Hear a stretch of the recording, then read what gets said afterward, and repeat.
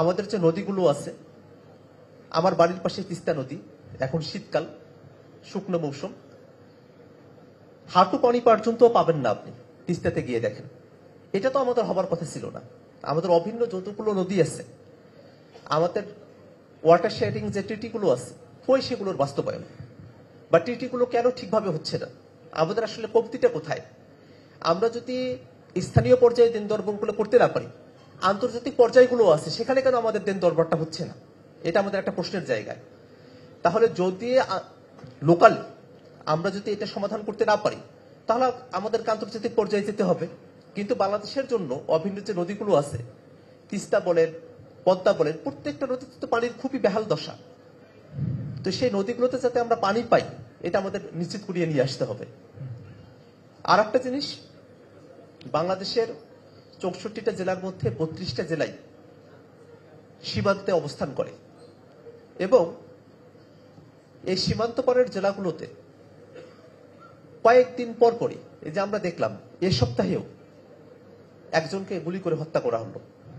তো যদি এরকমটা চলতে থাকে যে বাংলাদেশের মানুষ সীমান্তে তিনি কোনো কারণে গিয়েছেন, ভারতীয় বিএসএফ গুলি করে তাকে মারলো এবং এরপরে আর কোনো কথা নেই।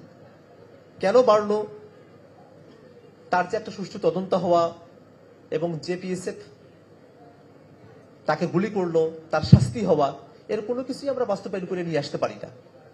এই যে অবস্থাটা, এটা হয়েছে বেসিক্যালি আমাদের এখানে একটা নতজানু নীতির কারণে। আমি বেসিক্যালি যেটা দেখি, বাংলাদেশে যে ধরনের সংকটগুলো অভ্যন্তরীণভাবে আমরা ফেস করেছি, অর্থাৎ আমাদের গণতন্ত্র নাই, আমাদের ভোটাধিকার নাই, আমাদের বিচার ব্যবস্থাটা ঠিক না, এই প্রত্যেকটা জিনিসের পেছনে সব থেকে বড় যে দায়ী জিনিসটা, সেটা হলো বাংলাদেশের আসলে সার্বভৌমত্বই ছিল না।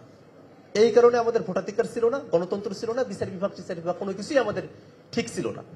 তা আমরা তো 24-এর যে জুলাই আগস্টের ছাত্র জনতার অভ্যুত্থান, তার ভিতর দিয়ে আমরা কিন্তু আমাদের সার্বভৌমত্বকে আমরা কিন্তু আবার রিক্লেম করেছি, আমরা নিজেদের বলে দাবি করতে পেরেছি।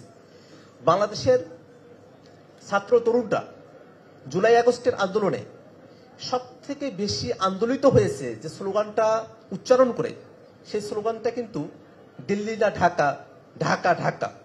অর্থাৎ এই স্লোগানের মধ্যে দিল্লির অধীনে থাকবার যে মানসিকতা ছিল, সে মানসিকতার বাইরে এসে আমরা সমান স্ট্যাটাসে যেতে পারি, চোখে চোখ রেখে কথা বলতে পারি, এরকম একটা স্ট্যাটাস, তার প্রতি কিন্তু ছাত্র তরুণদের একটা চূড়ান্ত আগ্রহের জায়গা আছে। এই যে আগ্রহের জায়গাটি আছে, বাংলাদেশের সামনের দিনে যারা পলিসিগুলো নেবেন, তারা এই আগ্রহের জায়গাটি, আমাদের মর্যাদার যে জায়গাটি আছে বাংলাদেশ হিসেবে ছাত্র তরুণদের আগ্রহের জায়গা, সেটাকে তারা মূল্যায়ন করবেন বলে আমরা আশা রাখি। আরো অনেকগুলো কথা বলবার মতো আছে। আমাদের সমুদ্র আছে, সমুদ্রে আমাদের নিরাপত্তার ইস্যুজ আছে, সমুদ্রে আমাদের স্বার্থের ইস্যুজ আছে।